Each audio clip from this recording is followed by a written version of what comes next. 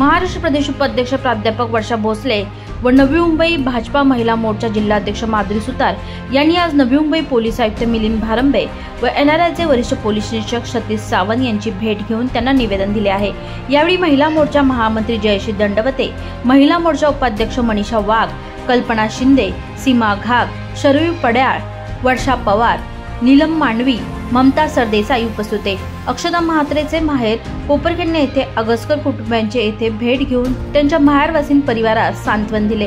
अक्षता म्हात्रे अगसकर हिचा जो दुर्दैवी अंत झाला आहे त्यासाठी त्यांच्या मारेकरांना कडक शासन तर झालेच पाहिजे, पण त्याचसोबत तिला घर सोडण्यासाठी भाग पाडणाऱ्या तिच्या सासरच्यांची देखील सखोल चौकशी झाली पाहिजे, अशी विनंती महिला मोर्चा जिल्हाध्यक्ष माधुरी सुतार यांनी आज नवी मुंबई पोलीस आयुक्त मिलिंद भारंबे यांना केली आहे। सदर दुःखाच्या प्रसंगी भारतीय जनता पार्टी महिला मोर्चा ताकदीने कुटुंबाच्या सोबत खंबीरपणे उभे राहून आरोपी शिक्षा व मयत भगिनीस न्याय मिळवण्याचा पुरेपूर प्रयत्न करेल, असे आश्वासित देखील महिला मोर्चा यांनी केले आहे। नवी मुंबईमध्ये अतिशय दुर्दैवी अशी घटना घडली। नवी मुंबईतील आमची लेक अक्षता म्हात्रे आगासकर हिच्यावर अत्याचार करून तिचा खून करण्यात आला आणि 3 वर्षाचा तिचा मुलगा त्याच्यावरून जे मायेचं छत्र हरवलं गेलं। तर या सर्व घटनेसाठी, या प्रसंगासाठी जे जबाबदार आहेत, आरोपी तर पकडले गेलेलेच आहेत, त्यांना कडक शासन व्हावं, म्हणजे फाशीचीच शिक्षा व्हावी अशी आम्ही मागणी करतो।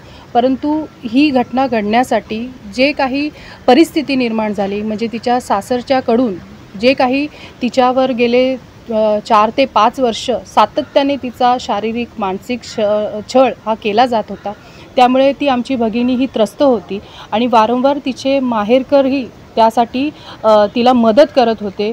परंतु तरीसुद्धा सासरकडच्यांनी तिच्यावरचा जाच हा कमी केला नाही। अक्षरशः आज आम्ही तिच्या माहेरी जेव्हा भेट दिली तेव्हा त्या महिलेला आजच्या या आपण आधुनिक युग आहे असं म्हणतो, तरीसुद्धा जेवणासाठी, पाणी पिण्यासाठी अशा क्षुल्लक कारणासाठी देखील तिला तिच्या सासरकडच्यांची परमिशन घ्यावी लागायची। आणि खरोखरच आम्ही स्त्रिया म्हणून आज मुक्तवराने वावरतो आहोत, पण कुठेतरी अशी घटना घडल्यानंतर आमच्या मनाला फार वेदना होतात। आणि पुन्हा एकदा अक्षता ही कुठेच ही तिच्या नवीन निर्माण नाही झाली पाहिजे। ही जी अक्षता जी होती, जी आमची ही भगिनी जिचा दुर्दैवी अंत झाला, तर तिला हा न्याय मिळाला पाहिजे आणि या घटनेसाठी जे काही जबाबदार असतील त्या लोकांना देखील असं कडक शासन हे झालं पाहिजे, अशा प्रकारची मागणी आम्ही सन्माननीय आयुक्त मिलिंद भारंबे सरांना भेटून केलेली आहे। त्याचबरोबर महिलांना पोलीस स्टेशनमध्ये जाण्यासाठी जेव्हा एक भीती तिच्या मनामध्ये असते, ती भीती न राहिली पाहिजे। ती स्वतःच्या स्वबळावर देखील आत्मविश्वासाने पोलिसांच्या या पायरीवर स्टेशनवर ह्या आली पाहिजे, जेणेकरून तिच्या मनामध्ये ती पॉझिटिव्ह सकारात्मक आणि आशा असली पाहिजे की मी पोलीस स्टेशनमध्ये गेल्यानंतर नक्कीच माझी दखल घेतली जाईल आणि मला न्याय मिळाला पाहिजे। आणि त्या दृष्टीने देखील आम्ही मिलिंद सरांशी याविषयी बोललो।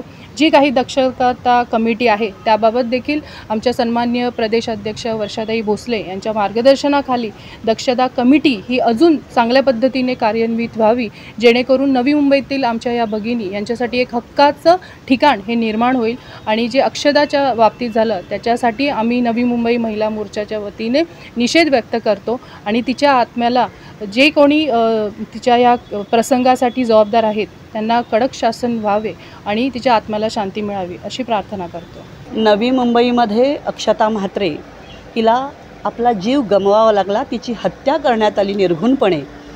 त्या संदर्भात आज आम्ही आयुक्तांशी भेटलो। त्या नराधमांना तर शिक्षा होईलच, पण एकंदरीमध्ये नवी मुंबई पोलिसांनी जर कदाचित तात्काळ तिच्या वडिलांनी ज्यावेळेस पोलिसांमध्ये तक्रार केली, त्यावेळेस तिचा मोबाईल नंबर ट्रेस केला असता तर कदाचित ती वाचलीही असती, अशी ही शंका तिच्या पालकांशी बोलल्यानंतर आमच्या मनामध्ये आली।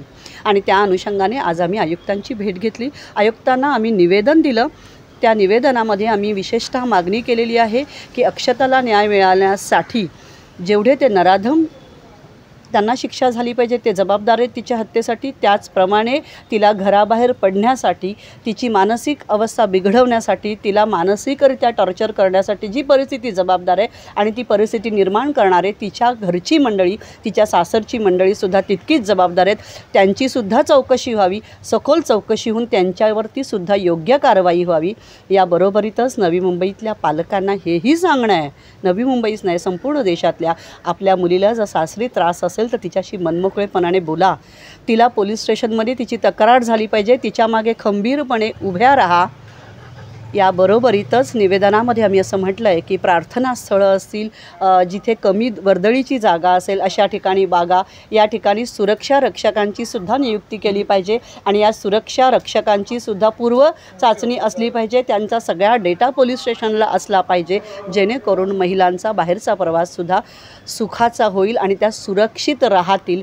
आज असुरक्षितता हाच सगळ्यात मोठा प्रश्न महिलांच्या समोरचा आहे आणि या अक्षताला जर न्याय मिळायचा असेल तर त्या नराधमांना जशी शिक्षा झाली पाहिजे तशीच तिला या परिस्थितीत बाहेर पडणारा प्रवृत्त करणाऱ्या तिच्या कुटुंबियांची सुद्धा चौकशी झाली पाहिजे, अशी मागणी आज आम्ही आमच्या जिल्ह्याच्या अध्यक्षा माधुरीताई सुतार आणि जिल्ह्याची सगळी टीम यांच्या समवेत आयुक्त भारंबे साहेब यांच्याकडे केली आहे.